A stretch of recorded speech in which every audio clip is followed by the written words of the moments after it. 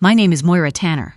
I'm 64 years old, and I have lived in the same farmhouse outside Parsboro, Nova Scotia, for 22 years. 2 stories, cedar shingles, that I repaint every 4 years whether they need it or not, a wood stove in the kitchen, that I learned to bank properly in my second winter here.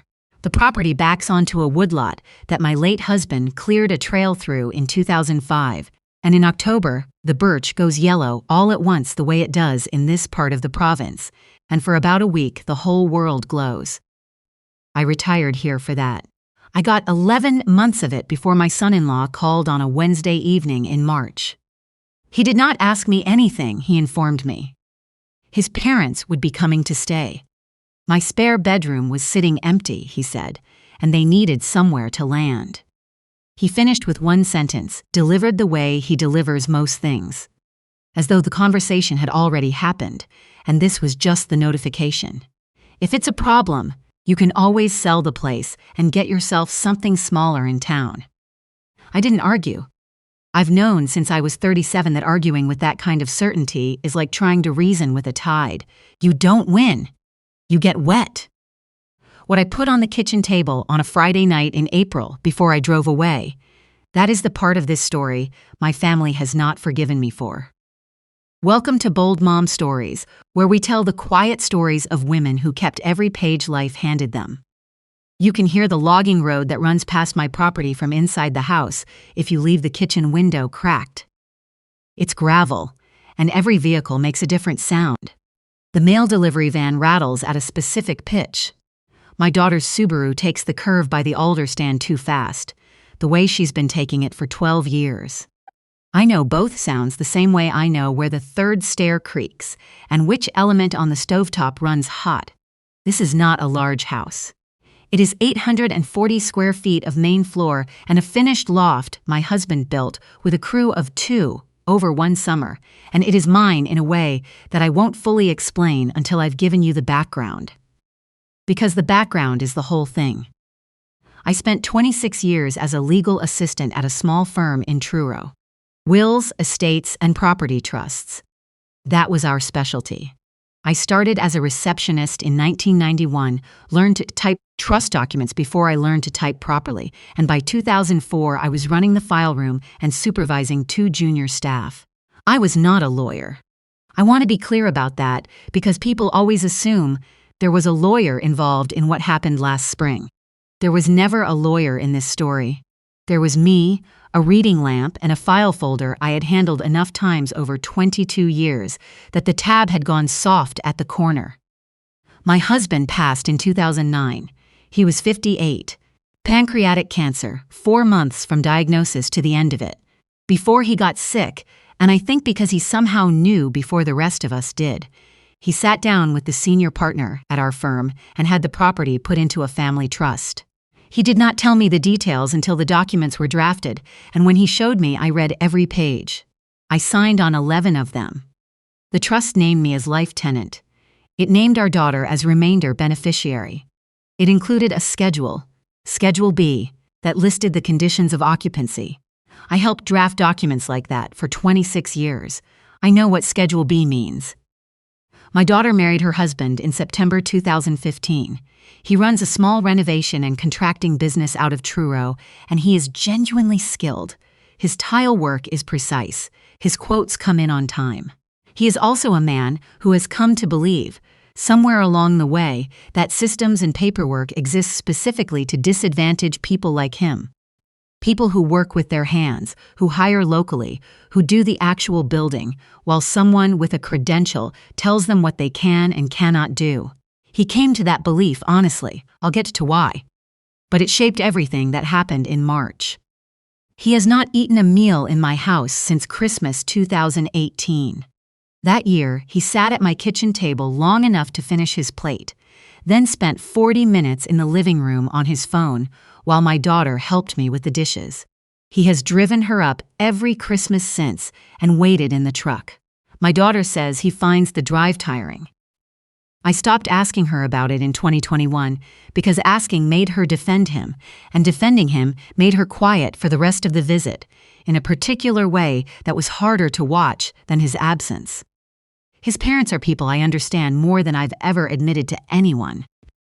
His father was a millwright at a paper mill outside Pictou for 29 years. His mother worked as a personal support worker for 18 years, mostly home visits with elderly clients in Dartmouth. They are not careless people. What happened to them is the thing that happened to a lot of people in this province between 2021 and 2022, which is that they owned a semi-detached in Dartmouth, and suddenly it was worth more money than they had ever imagined. And someone told them they were geniuses, and they believed it. They sold in April 2022 for $540,000. They put $120,000 toward their son's business renovation loan. They helped their younger son with a car. They took a trip to Portugal that my daughter told me cost close to $18,000, and I believed her because it was 3 weeks and they flew business class both ways. The rest went into a GIC that his mother withdrew early when they had unexpected dental bills, his father's implants, $8,000, and paid the penalty on the withdrawal. By the spring of this year, they had their CPP and OAS between them. About $1,900 a month combined. They were renting a 1-bedroom in Truro for $1,400 a month, and my daughter had told me the number in February, with that particular careful tone she uses when she is asking me something she isn't saying out loud. I felt sorry for them. I want to say that plainly because some of what I did in April might look cold if I don't. The Wednesday call came on March 19th at 7 in the evening. I was standing at the stove with the kettle going and my phone on the counter. He had me on speaker.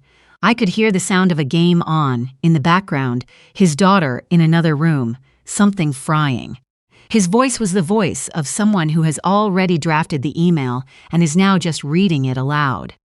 "My folks need somewhere stable," he said. "You've got the room. It makes sense." I told him it was a significant thing to raise without a proper conversation first. "There's nothing to raise, Moira. They need a roof, and you've got an extra bedroom. I'm not asking you to take in strangers. And then, if you've got a problem with it, sell the place. Get something manageable in town. You're 64 and you're up there alone." I said I would need to look at some things, and I would get back to him. "Look at whatever you want," he said. I hung up and stood there with the kettle boiling until I remembered to take it off the heat. Outside, the logging road was quiet, wind in the alders. I stood there a long time before I went to the study. People always want to know why I didn't just say no. If you're thinking it right now, I understand, and I want to answer it properly because it's the right question. He was not only making a demand, he was also telling me something about his picture of me. A woman rattling around in a house too big for her, getting older, with a spare bedroom and no good reason to protect it. I have found in 64 years that no, said to someone who already sees you that way, slides off without landing. What lands is paper. I learned that in my first year at the firm, and it has never stopped being true. My daughter drove up on the Saturday after. She brought a tea from Tim Hortons and a bag of those little oatcakes from the bakery in Parsborough that she knows I like. She kept her jacket zipped at the kitchen table, which is what she does when she's planning to leave before the conversation is finished. It would just be for a while, she said, until they get sorted. I asked her what sorted looked like. She turned her cup around on the table. They're his parents. They don't have anywhere.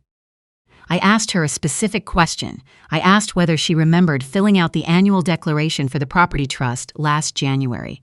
The one I ask her to help with when my arthritis is bad and the small print gives me trouble. She has done it twice. Section 4. Section 5. She reads the paragraphs out loud and I confirm them. Her thumbnail stopped moving on the lid of her cup. I told her I needed to look at something and that I would let her know. She left 12 minutes later with her jacket still zipped. She did not answer my question. I could see on her face that she had not forgotten what she'd read. After she left, I went to the study and opened the filing cabinet. 3rd drawer, right side, the green folder with the corner worn smooth, the trust deed. 31 pages. My signature on 14 of them, a notarial seal on the cover page, and a registration number from the land registry office in the top right corner. I put it on the kitchen table and read it, the way I used to read a new estate file. Front to back, pencil in hand, a notepad open for cross-references. No skipping. Schedule B, page 6. I have read that page probably 60 times over 22 years. I read it again that Saturday night. Conditions of occupancy. The property may be occupied by the life tenant and by direct, lineal descendants of the life tenant and the settler. All other proposed occupants require written application to the trustee and a formal determination of eligibility under the terms of the trust. Occupancy by any non-qualifying person without trustee approval constitutes a breach of the trust instrument and may trigger the reversion provisions under Clause 14. Clause 14 is the reason I slept well that night. I know that sounds like a cold thing to say. It wasn't satisfaction. It was the quiet that comes when a woman who has spent 26 years working with documents finally finds the one that matches the moment. I put the folder back in the third drawer, right side, where it has been since 2009. His mother called me on a Thursday in late March. She does not begin calls, she continues them. "I'll bring my own bedding," she said, before I had said anything beyond hello. "I don't like other people's pillows, and I'll need a chair by the window, somewhere I can read." I told her I needed to look into some things about the property first. "What things?" A pause, something being moved. "There's a spare room. What is there to look into?" I said I had to check an arrangement with the trust. "A trust?" She said it the way people say words they've decided not to respect. "It's a farmhouse in Parsboro, not a museum." Then she said the thing I had been waiting for her to say. She had done a great deal for my daughter over the years, she said. She had let them stay in her Dartmouth house for 2 months in 2019, when the tenants in their rental didn't leave on schedule, and she had cooked for them and done their laundry, and never asked for a cent. She was not lying. She had done that. I had thanked her at the time, in her own kitchen, standing at her counter while she unloaded the dishwasher. But she does not remember the thanks. She only remembers the doing, because what she was doing was not giving. It was saving. Putting something into a ledger for a day when the balance would need to be called in. I have known people like that my whole life, and I don't think they mean harm. I think they confuse keeping score with keeping family together. I told her I would be in touch when I had a proper answer. "You people and your paperwork," she said, and hung up. The following Tuesday, I drove into Parsboro and then on to town, to the firm that holds the trusteeship. I did not tell anyone I was going. I asked the junior clerk for the correct form for a change in household composition. Under an active residential trust, there was a form. I took it to the counter and filled it out in full. 2 proposed occupants. His father, date of birth, retired, former place of employment, a paper mill in Pictou County. His mother, date of birth, retired, former employer, a home care agency in the Halifax Regional Municipality. Relationship to life tenant, parents of the spouse of the life tenant's daughter. Income, CPP and OAS. In the box, for reason, I used every line. I said they had sold their home. I said their income was fixed and limited. I said they had no blood relationship to the trust settler or the life tenant. And I said I was asking whether the terms of the trust permitted them to reside with me. I wanted the answer in writing, whatever the answer was. The clerk said 10 to 15 business days. I drove home and pulled over once at the lookout above the valley and sat with the window down for a while, looking at the bay. I have spent 26 years with documents. I knew what the answer would be. I also know that I have been wrong before, 9 times that I can name. And every one of those times was a time I was so certain I stopped reading carefully. So I submitted the application honestly, and I counted the days. Here is what I did with those days, and it is the part of this that my family is angriest about. I went into the spare bedroom with a measuring tape and took down the dimensions. I washed the duvet on cold and dried it flat. I cleared a box of old files off the top of the dresser and wiped the wood down. I drove to the Canadian Tire in Truro and bought a small reading lamp. $16.99. A gooseneck with a warm bulb. because his mother had said she needed somewhere to sit and read. I want you to understand why a person does that when she is fairly certain of how the answer will go. Because she might be wrong. And because if the answer had come back yes, I was not going to be the kind of host who made someone feel welcome retroactively. You cannot do that. You cannot make a person's first week in a place feel warm after the fact. So I bought the lamp. I plugged it in and turned it on once to make sure the switch worked. Then I left it on the nightstand and went back to the kitchen. They came up on a Saturday in the middle of April without calling. I heard the logging road before I heard the car. His father got out first. He had a tape measure clipped to his belt. "Just wanted to see the layout," his father said, coming up the porch steps. His mother went straight down the hall without taking off her coat. She stood in the doorway of the spare bedroom and looked at the lamp on the nightstand, and for a moment, I genuinely thought, something might soften between us. Then she said, "This will be our room. What's across the hall? Is that storage? We'll need somewhere for the exercise bike." They had already divided the house before they stepped through the door. His father went out to the shed. I heard the noise before I understood what it was. The sound of brackets being unclipped from the wall above my husband's workbench. He had his tape measure out and was measuring the wall. "Making room," he said when I appeared in the doorway. "You've got a lot of unused space out here." I asked him quietly to please put the brackets back before he left. He said he'd get to it. He did not get to it. They stayed an hour and 20 minutes. At the door, his mother patted my arm and said I would get used to having people around. I watched their car go back down the logging road, and then I went to the shed and rehung the brackets myself, one at a time.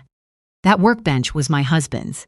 I moved it up here in 2010, and I have not changed a thing about it in 15 years. The envelope came on a Thursday in the second week of May. One page, firm letterhead, the trust registration number in the top right corner. I have read it enough times to give it to you exactly as it reads. Application for change in household composition. Family Property Trust, registered 2009. Life tenant, Moira Tanner. Your application to add 2 proposed occupants has been reviewed against Schedule B and clauses 7 through 9 of the trust instrument. The proposed occupants do not satisfy the eligibility criteria set out in Schedule B. Neither is a lineal descendant of the settler or the life tenant. Neither qualifies under any exception provision. The application is denied.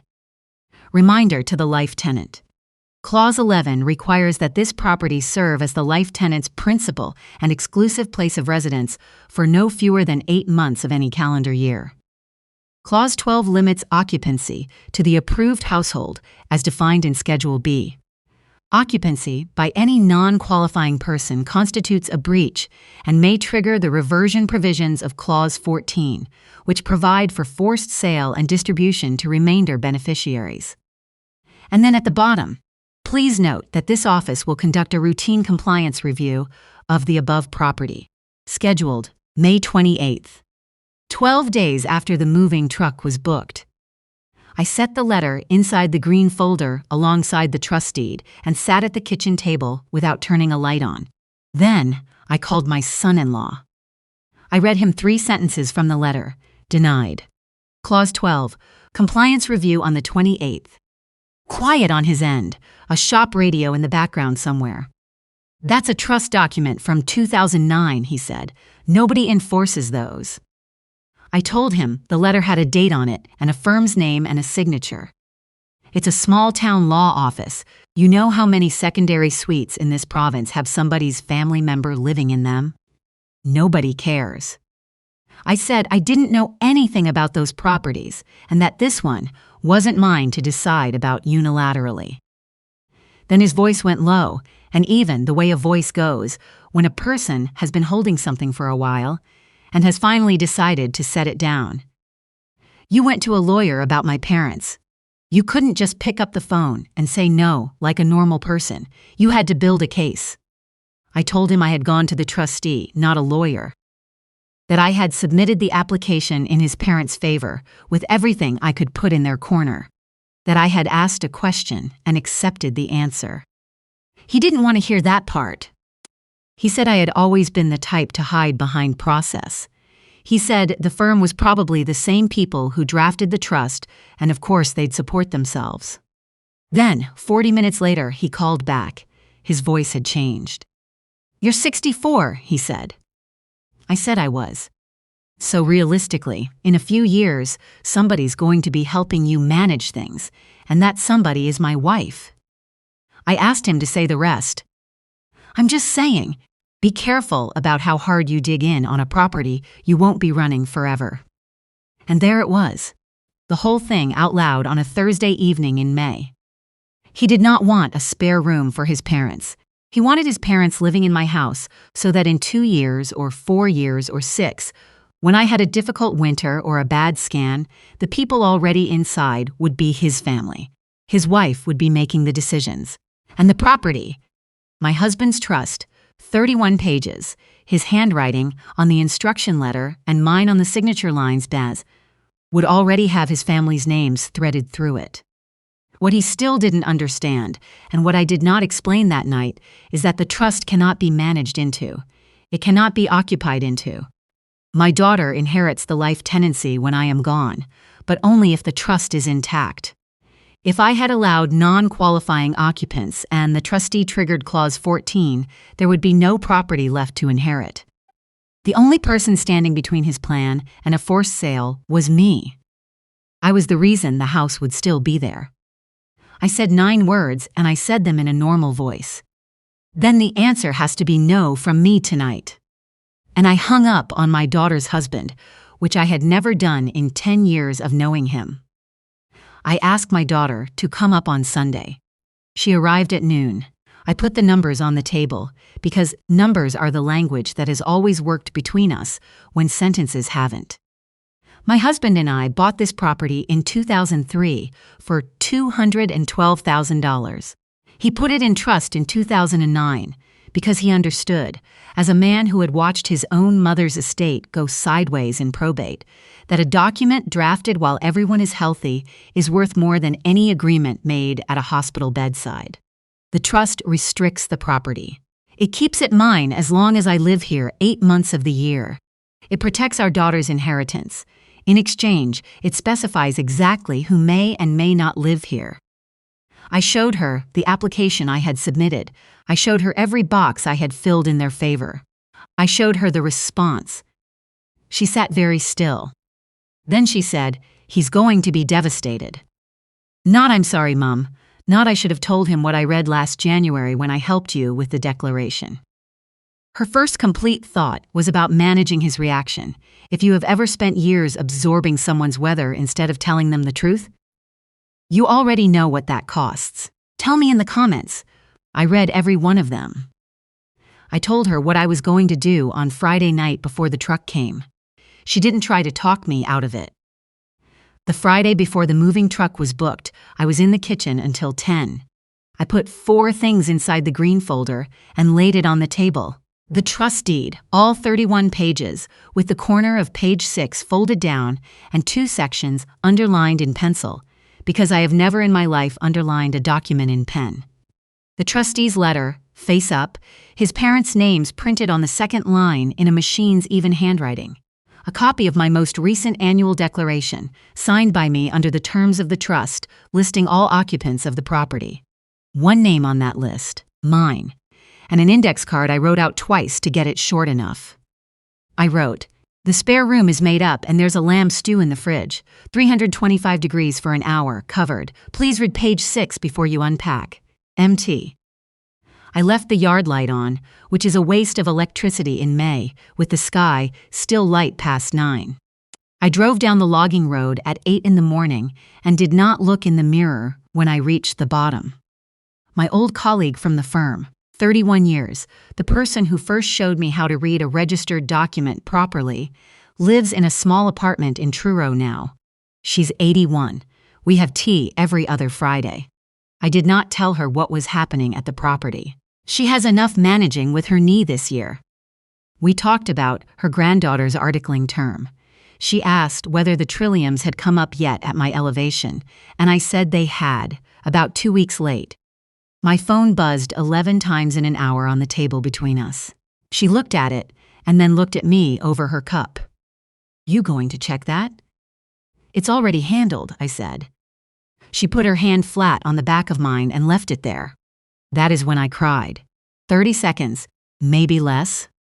Not about the trust document, not about the letter, about the index card in my own handwriting telling 2 people where the stew was and how long to leave it covered. Because I had meant it. I had genuinely wanted the answer to be yes, and it wasn't. And I still made the bed. I came back up the logging road at 11:15. The moving truck was backed into my yard with its rear doors open. His father's armchair was on its side in the grass, with a moving blanket folded under it. One of the crew was sitting on my porch step with a water bottle, looking at his phone, with the expression of a man who has decided to be paid and nothing more. My son-in-law was standing in the middle of the yard holding page 6 of the trust deed by the corner, the way you hold something that has already beaten you. "What is this?" he said. I asked him to hand it back, and he did. I read Clause 12 out loud slowly at a normal volume, because the crew member was 10 feet away, and I was not going to give anyone a scene to carry home.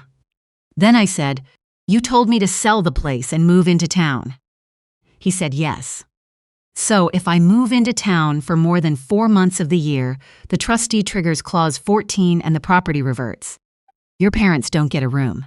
Neither do I. Your way was the only way this house could ever have been lost. I'm the reason it's still standing." He stood there for 11 seconds. I counted because I had nothing else to do with my hands. Then he hit the side of the truck with the flat of his palm, hard enough that the crew member stood up from the step. He said, I had blindsided his family. He said I had been building this since March. He called me a woman who hides behind documents twice, and the second time his voice cracked on the last word. "You could have just told me no." I said I had. On the phone in March, I said I had asked him to sit down with me and go through the property documentation at a table before anything was booked. He had told me he didn't need a clause explained to him by a retired paralegal. He said we would see what a lawyer had to say. He did not call a lawyer. Nobody in this story ever called a lawyer. His mother was in my kitchen. She was standing at the stove with the lid off the stew, a serving spoon in her hand. She didn't turn around when I came in. "I don't have anywhere," she said, quiet, flat. I nearly went to her. "I want you to know that I got within 1 step because for 3 seconds she was just a 71-year-old woman standing at someone else's stove, holding a spoon in a house her son had promised her." Then she said, "So you'll fix it then? You know these people. You know how the paperwork works." And then, at my own counter, there's a whole spare bedroom. It doesn't make any sense.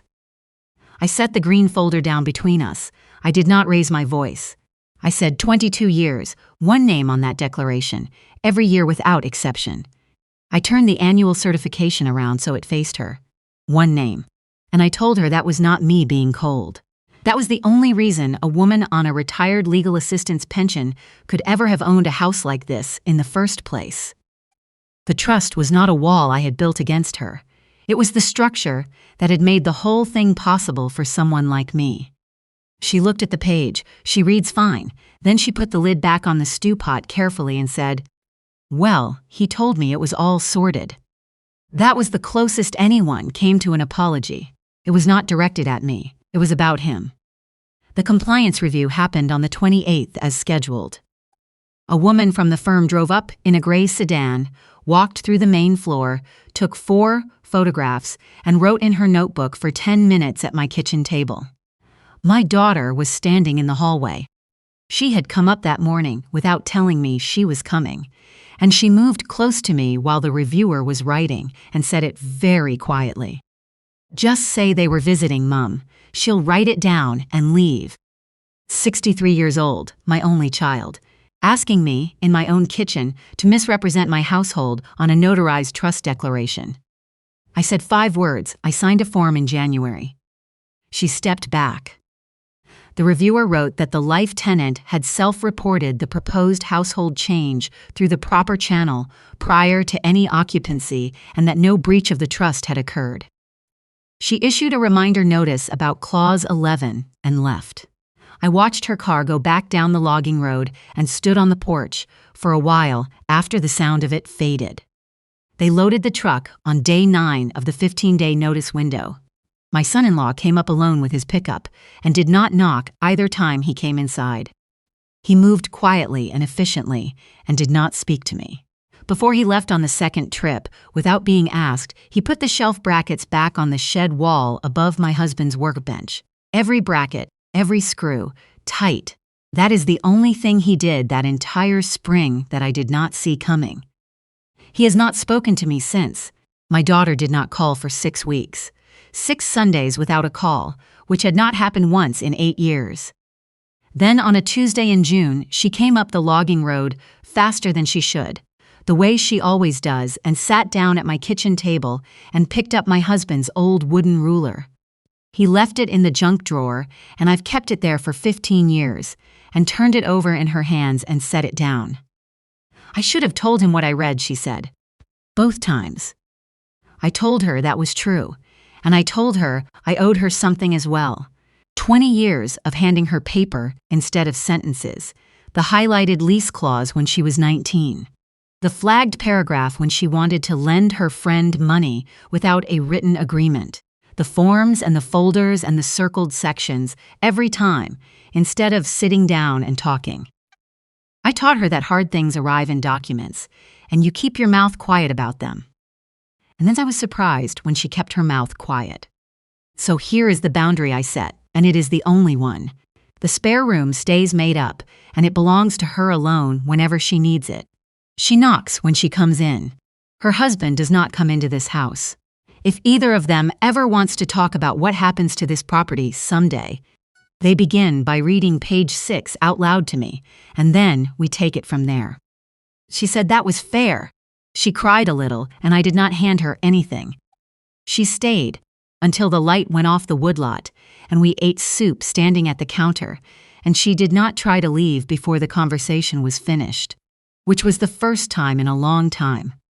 The little gooseneck lamp is still on the nightstand in the spare bedroom. $16.99 from Canadian Tire. I bought it for a woman whose son had promised her a room that was never his to promise. I have thought about moving it to the study where I could actually use it. I keep not doing it, because it turns on when I flip the switch, and that is proof of something I need to be able to see from the doorway when I walk past at night. I was not being hard in April. I was being exactly as warm as the situation permitted, which turned out to be 1 lamp, 1 made bed, and a pot of lamb stew with the temperature and the time written on a piece of masking tape. Nobody hands you a place to belong. A house is not a favor your family lets you hold on to until they need it for something else. And the kindest thing I ever did for the people I love was to understand. Down to the page number, down to the clause, down to the registration number on the cover, exactly what I had and exactly what it would cost everyone if I let it go. Go read the papers on your own home this week. Every page. Then come back and tell me in the comments what you found.